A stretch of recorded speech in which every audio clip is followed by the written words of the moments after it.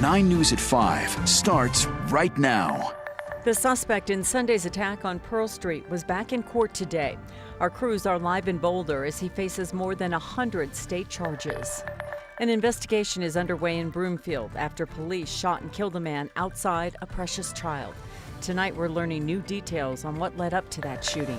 Another round of storms have made their way to the metro area. Our weather impact team is tracking the severe weather threat that could bring hail to parts of Denver.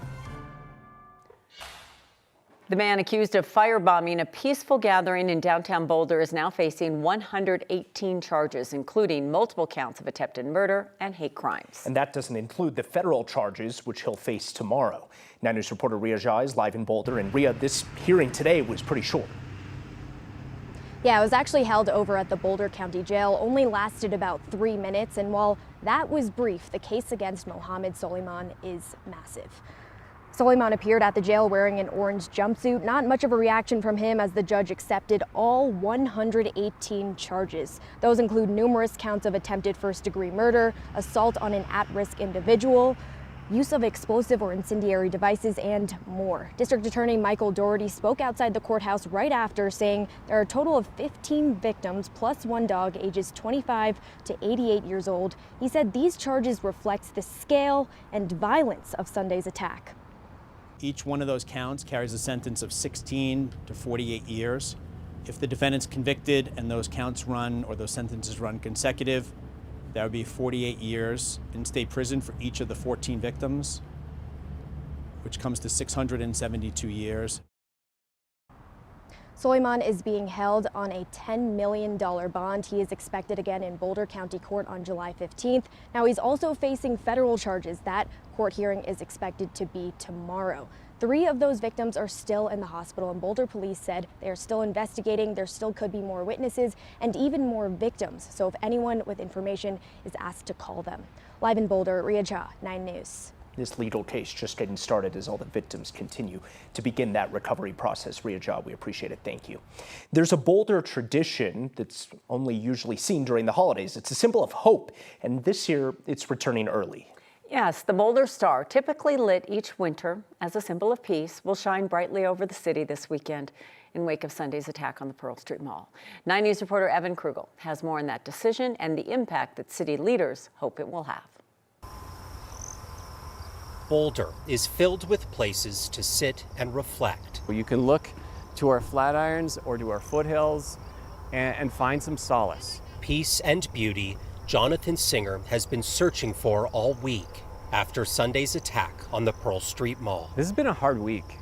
It's a little harder today to say that I'm Jewish. In the face of tragedy, Jonathan and the Boulder Chamber started looking for ways to help, their eyes quickly turning to the foothills. But the star is just across the way through that clearing of trees. The Boulder Star has shined over the city every holiday season since 1947 as a symbol of peace. Yeah, it covers the whole city, it covers the county.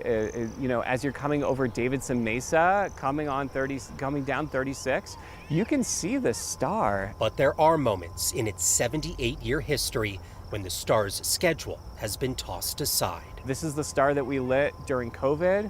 It's the star that we lit after the King Soopers shooting. When it becomes an important event for all of us, that's when the star is lit. This week, the star will shine for just the 5th time outside the holiday season. It also was lit after the Marshall Fire and during the 1979 Iranian hostage crisis. It truly is our star, and these moments demand it.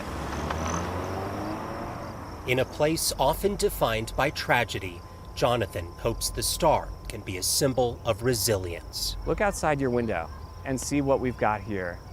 This is our star, this is our beacon of hope, and this is our time to come together. The star will be lit through Sunday night, but the Chamber says they could extend that if they feel like the community could benefit. In Boulder, Evan Krugel, 9 News. I saw it last night in Boulder, and it is beautiful.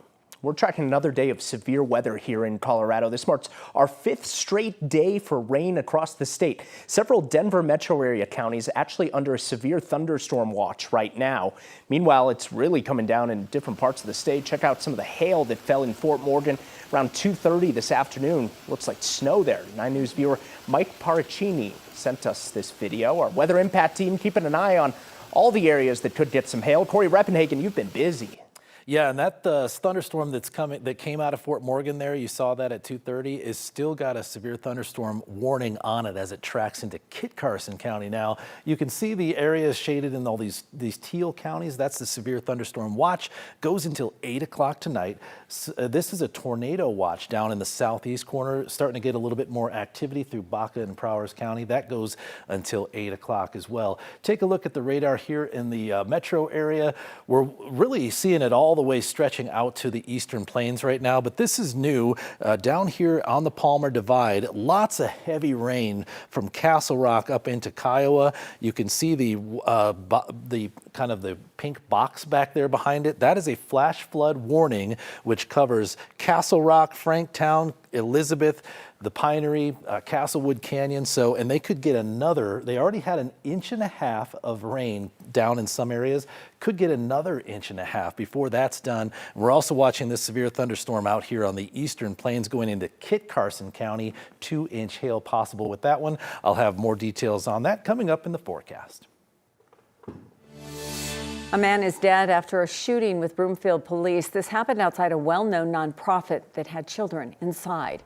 Broomfield police say that the man was armed and threatening to hurt himself outside of a precious child. About 50 people were inside at the time, including 7 kids. All of them were safely evacuated. Officers and crisis negotiators spent hours trying to talk the man down. But just before 1 this afternoon, police opened fire, killing him. It's still unclear what triggered the shooting or how many officers fired. No officers were hurt. Those involved are now on paid leave while the investigation continues. The man's identity has not been released. Police are still working to figure out if he has any ties to the nonprofit or in the area. Aurora police said tips from the public helped lead to the arrest of a 14-year-old boy for a deadly shooting that killed another teen and hurt 2 others over the weekend. The shooting happened just after midnight on Sunday near a fire station off of East Hoffman Boulevard. Aurora police say firefighters were actually returning from a different call when they found 2 victims and tried to help. One of them, a 15-year-old girl, died at the hospital. The other 2 victims are expected to be okay. Right now, it's not exactly clear what led up to the shooting, but police are investigating how exactly the suspect had access to weapons. A 14-year-old armed himself with 2 firearms, which is unconscionable to think that a 14-year-old would have access to 2 firearms and then make the conscious decision to use them against a group of people and end up murdering a 15-year-old in the process. That 14-year-old boy from Colorado Springs is now facing a first-degree homicide charge along with 10 other accounts of attempted homicide. A state senator is concerned about the death of CU Boulder student Megan Trussell and the investigation that followed. Trussell was found dead along Boulder Canyon Drive in February, days after being reported missing.